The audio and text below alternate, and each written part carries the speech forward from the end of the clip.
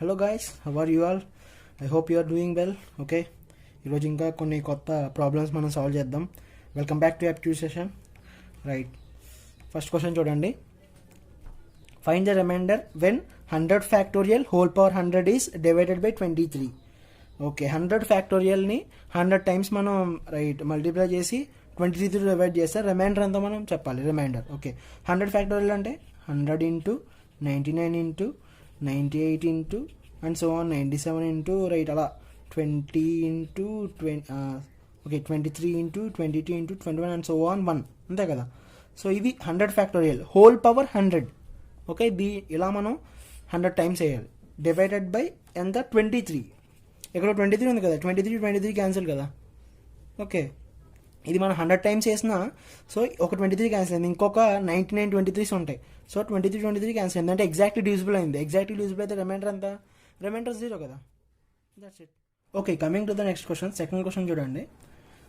Pipe. Okay, 1 pipe can fill a bucket 3 times as fast as another pipe. 2 పైపులు ఉన్నాయి, ఒకటి smaller pipe, ఇంకోటి faster pipe. Okay, if two together.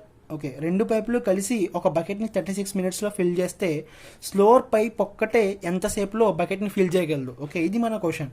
So ఇప్పుడు చూడండి, smaller pipe x minutesలో fill చేస్తుంది అని అనుకుందాం. ఓకే, అంటే ఇప్పుడు లార్జర్ పైప్ ఎంత? x/3 minutesలో ఫిల్ చేస్తుంది ఫాస్టర్ పైప్. ఓకే, ఎందుకంటే చూడండి ఇక్కడ 3 times యాజ్ ఫాస్ట్ యాజ్ అని ఇచ్చారు. ఇప్పుడు ఫర్ ఎగ్జాంపుల్ స్లోవర్ పైపు 30 minutesలో అది ఫిల్ చేస్తుంది అనుకుందాం. ఫాస్టర్ పైపు 10 minutesలోనే 30/3. అర్థమైంది అలా. So slower pipe x minutes అనుకుంటే ఫాస్టర్ పైపు x/3 minutesలో ఫిల్ చేస్తుంది. ఇప్పుడు 1 minute అప్పుడు ఎంత అవుతుంది? 1/x అవుతుంది. ఓకే, ఇది స్లోవర్ పైప్కి. ఫాస్టర్ పైప్కి 1 minute ఏమవుతుంది? 1/x/3 అవుతుంది. సో మనం ఎప్పుడు 1 minute క్యాలిక్యులేట్ చేసుకోవాలి. ఇక్కడ రెండు కలిపి టుగెదర్ కదా, అంటే 1/x ప్లస్ 1/x/3 1 minute కదా. సో 36 minutes అంటే 1 minute అంటే 1/36. ఇది కూడా 1 minuteకి క్యాలిక్యులేట్ చేయాలి. ఓకే, ఇప్పుడు 1/x ప్లస్ పైకి వెళ్తుంది 3/x equal to 1/36. So x కింద డినామినేటర్ సేమ్ కాబట్టి 4/x equal to 1/36. x equal to 4 into 36. That means 144 minutes. Okay, option A is correct answer. Question చూడండి. Aman's speed with the current is 15 km/h and speed of the current is 2.5 km/h. What is Aman's speed against the current? Okay, means ఇక్కడ current అంటే ఈ problem బోట్స్కి సంబంధించిన problem ఇది. అంటే ఇప్పుడు current means flowing water అనమాట. ఇప్పుడు మనకి దాంట్లో డౌన్ స్ట్రీమ్ అప్ స్ట్రీమ్ అని 2 keywords ఉంటాయి. మీన్స్ అంటే ఈ వ్యక్తి స్పీడ్ ఇది అలాంగ్ విత్ ద కరెంట్. అంటే ఇప్పుడు అమన్స్ స్పీడ్ ఎంతో మనకు తెలియదు. Okay, along with the current రెండు కల్పించారు. అమన్స్ స్పీడ్ x అనుకుందాం మనం. Okay, next current, speed of current ఎంత ఇచ్చారు? 2.5 ఇచ్చారు. 2.5 km అంటే Aman's speed along with current speed. అంటే ఇది ఫ్లోయింగ్ వాటర్. ఓకే, వాటర్ యొక్క స్పీడ్ రెండు కలిపి 15 ఇచ్చారు. ఓకే, ఇప్పుడు అమన్స్ స్పీడ్ ఎంత అవుతుంది? 15 minus 2.5 అంటే 12.5 km/h. ఓకే, అయితే what is Aman's speed against the current? అంటే against the current means Aman's speed minus current speed. Aman's speed 12.5 కదా, మైనస్ 2.5 ఎంత? అది 10 km/h. Okay, option C is correct answer. Got it? Okay, next question చూడండి. Coming to the fourth question. Okay, mathematics, physics, biology ఉన్నాయి. Okay, ఈ 3 subjects కోసం seats కోసం స్కూల్లో ratio ఇచ్చారు 5:7:8. ఓకే, ఇది మ్యాథమెటిక్స్, ఫిజిక్స్, బయాలజీ యొక్క సీట్స్ యొక్క రేషియో. అయితే there is a proposal to increase these seats. ఒక ప్రపోజల్ పెట్టారు ఈ సీట్స్ ఇంక్రీజ్ చేయాలని. 40% మ్యాథమెటిక్స్ సీట్స్ ఇంక్రీజ్ చేయాలి, 50% ఫిజిక్స్ సీట్స్ ఇంక్రీజ్ చేయాలి, 75% బయాలజీ సీట్స్ ఇంక్రీజ్ చేయాలి. Okay, right. అయితే ఇప్పుడు ఇలా ఇంక్రీజ్ చేస్తే new ratio, what will the ratio of ఇంక్రీజెడ్ seats? ఇంక్రీజెడ్ seats ratio ఎంత మనం ఫైండ్ అవుట్ చేయాలి. అంటే ఇప్పుడు 5-7-8 కదా. సో మ్యాథమెటిక్స్ 5x అని తీసుకుందాం. ఎంత మనకు తెలియదు కదా, 5x seats mathematics. Next physics 7x seats, biology 8x seats అని తీసుకుందాం. ఓకే, సో ఇవి మొత్తం మ్యాథమెటిక్స్ సీట్స్ కదా. దీంట్లో ఎంత? 40% ఇంక్రీజ్ చేయాలంటే దీనిలో 40% ఫైండ్ అవుట్ చేద్దాం. 40% అంటే 5x into 40/100 అంతే కదా. సో 4 5 20, 200/100x అంటే 2x ఇది. ఓకే, ఇది 2x 40% అంటే. నెక్స్ట్ 7xలో ఎంత 50%. 7xలో 50% అంటే నార్మల్గా చెప్పేచ్చు 7x/2. 50% అంటే హాఫే కదా. ఓకే నెక్స్ట్ 75% అంటే 8x ఇంటూ 75/100. ఓకే 8/5. ఇప్పుడు నార్మల్గా మనం ఆలోచించవచ్చు 75% అంటే 8x మొత్తం 100% అనుకుందాం. అంటే 3 పార్ట్స్ చేయాలి. 3 పార్ట్స్ చేస్తే 6. So 6x. ఓకే అర్థమైందా. 8x 4 పార్ట్స్ చేయండి. ఒక్కొక్కటి 2 2 2 2. 75% అంటే 2x. So that means 6x. 3 2s. Okay ఇవి 40%, 50%, 75%. ఇవి కొత్తగా దీనికి యాడ్ చేయాలి కదా. సో 5x + 2x ఎంత 7x. 7x/2 + 7x/2 అంటే 7x/2 + 7x. ఓకేనా. 8 + 6 14x. ఇవి న్యూ రేషియో కదా, కొత్త ratio. 7x 2 7s 14 + 1 21x/2 14x. Okay 7తో మనం క్యాన్సిల్ చేద్దాం. 7 1s 7 3s 7 2s అంటే x అన్నీ కూడా క్యాన్సిల్. అంటే 1:3/2:2 అంటే 2:3:4. That is the ratio. Got it. Option B is correct answer. Okay right. Next question చూడండి. Problem on ages. Okay Rohit's father is 3 times elder than Rohit. Okay Rohit father ఉన్నారు. రోహిత్ కంటే 3 times అతను ఎక్కువ ఏజ్. ఓకే అంటే ఫర్ ఎగ్జాంపుల్ రోహిత్ ఇది మనం age X అని తీసుకుందాం. ప్రజెంట్ ఏజ్ ఎక్స్ అని తీసుకుందాం రోహిత్ది. అంటే ఎంత ఎక్కువ రోహిత్ కంటే 3 times ఎక్కువ. అంతే కదా. 3 times ఎక్కువ అంటే 4x. ఈ 4x అనేది ఎవరిది, ఫాదర్, రోహిత్ ఫాదర్ది. ఓకే ఎక్స్ అనేది రోహిత్ది.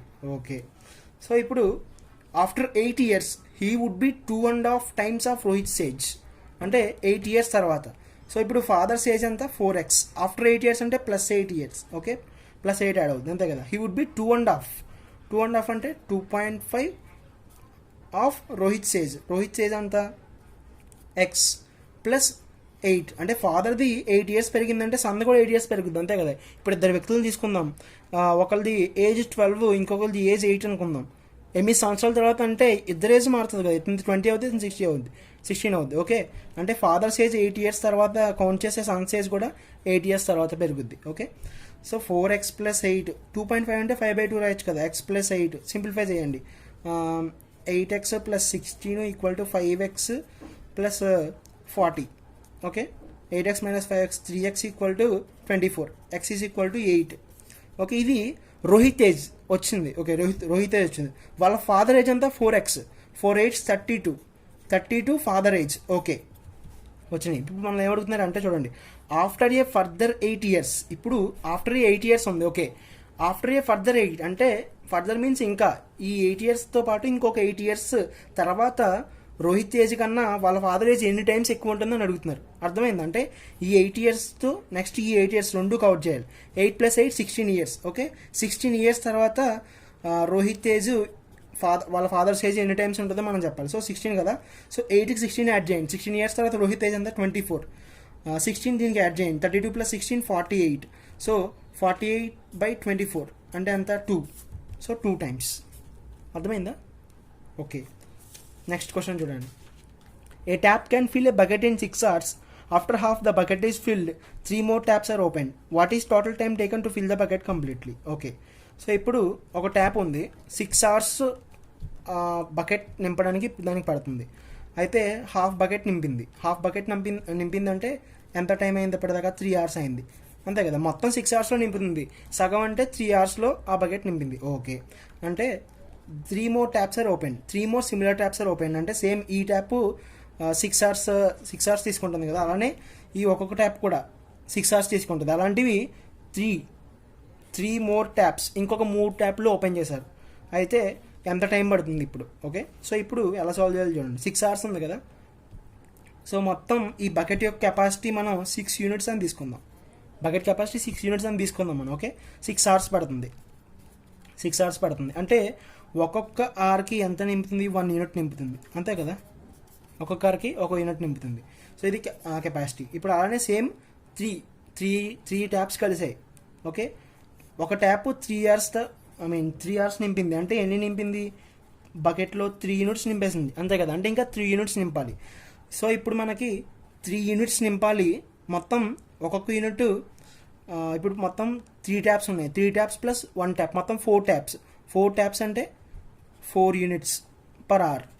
ఓకే, సో 3/4 ఇది మన ఎక్స్ట్రా. మొత్తం 4 ట్యాప్స్ కలిపి పని చేస్తే ఇంత టైం పడుతుంది. ఇంతకుముందు వరకు ఎంత టైం పట్టింది? 3 అవర్స్ పట్టింది. 3 hours plus 3/4 hours.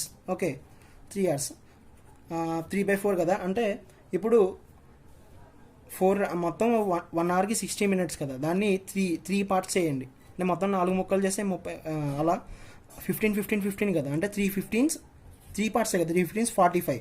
So 3 hours 45 minutes is our answer. Okay, 3 hours 45 minutes. Option A is correct answer. Okay, coming to the next question. 7th question చూడండి. A ship whose speed is 15 km/h in still water goes 30 km downstream and comes back in total 4 hours 30 minutes. Okay, what is the speed of stream? నేను ఇందాక చెప్పాను మీకు. So ఇప్పుడు ఒక river ఉంది అనుకుందాం, ఒక బోట్ ఉంది. ఓకే, ఈ బోట్ రివర్లో వెళ్తుంది. ఇప్పుడు స్పీడ్ ఆఫ్ స్టిల్ వాటర్ ఇచ్చారు దీనిలో. షిప్ హూ స్పీడ్ ఈస్, ఇది షిప్ అనుకుందాం, షిప్ స్పీడ్ ఇచ్చారు.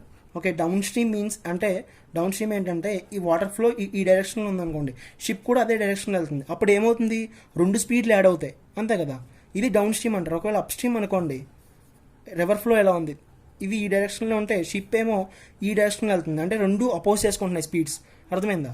సో ఇప్పుడు డౌన్ స్ట్రీమ్ కదా, down stream 30 km. Down stream అంటే ఏం చెప్పాను? Ship speed plus water speed equal to ఎంత ఇచ్చారు? అదే డౌన్ స్ట్రీమ్ 30 km ఇచ్చారు. Okay, ship speed. Next up stream కూడా, అంటే మొత్తం డౌన్ స్ట్రీమ్ అప్ స్ట్రీమ్ 2 మొత్తం కలిపి తిరిగి వచ్చేటప్పటికి దీనికి 4 hours 30 minutes పట్టింది. అయితే మనం స్ట్రీమ్ స్పీడ్ కనుక్కోవాలి. ఓకే, ఇప్పుడు మన దగ్గర ఉంది ఏంటి? టైం ఉంది. మన దగ్గర టైంని బేస్ చేసుకుందాం. Speed is equal to distance by time కదా. అంటే time is equal to distance by speed. మనం ఎలా తీసుకురావాలి? ఇది ఎంత డిస్టెన్స్? 30 kilometers కదా. సో స్పీడ్ అంటే, సో ఫస్ట్ డౌన్ స్ట్రీమ్ వెళ్ళడానికి, డౌన్ స్ట్రీమ్ ఏం చెప్పాను నేను?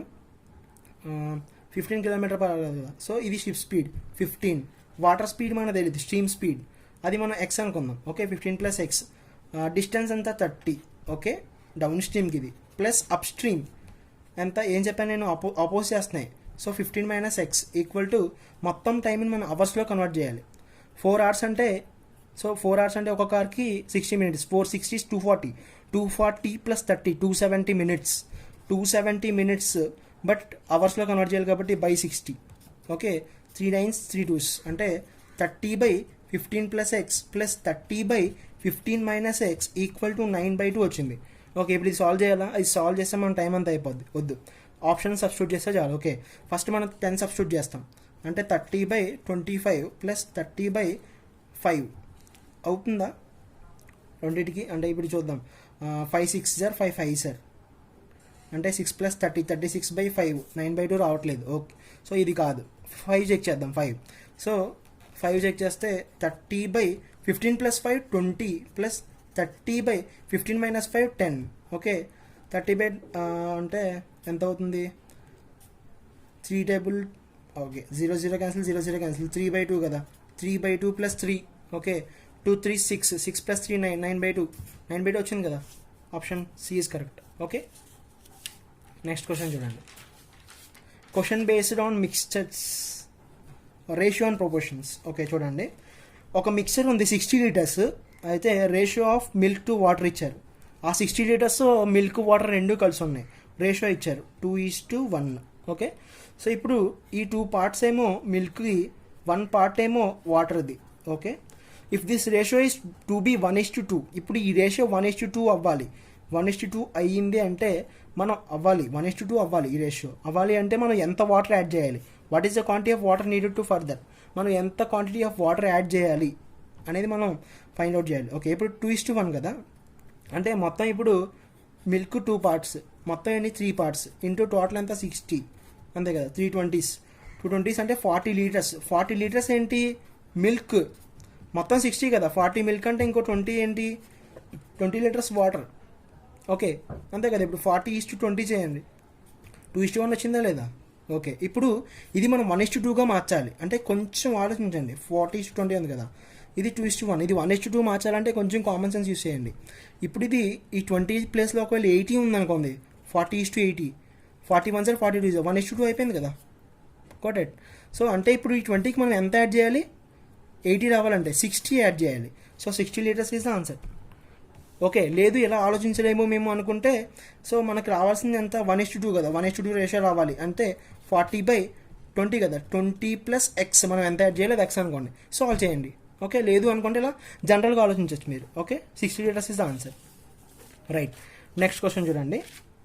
Okay, question based on mensuration areas, surface areas. Okay, ఇవి చేయాలంటే మీకు ఫార్ములాస్ రావాలి. ఓకే చూడండి, a hall is 15 meter long 12 meter broad. ఒక హాల్ ఉంది.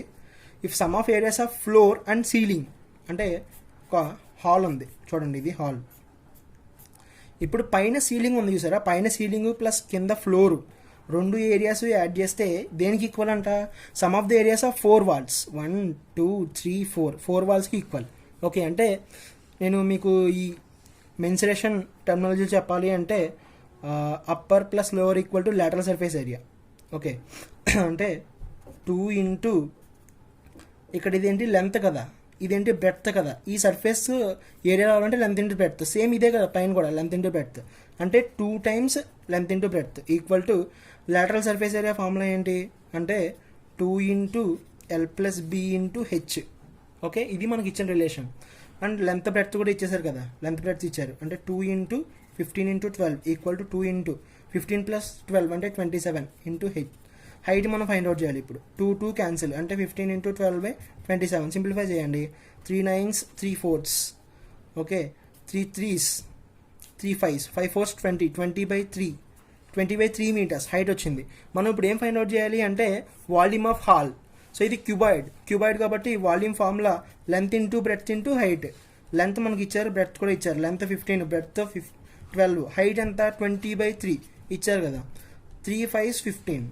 Okay, 5 12 60, 60 into 20 1200. Got it.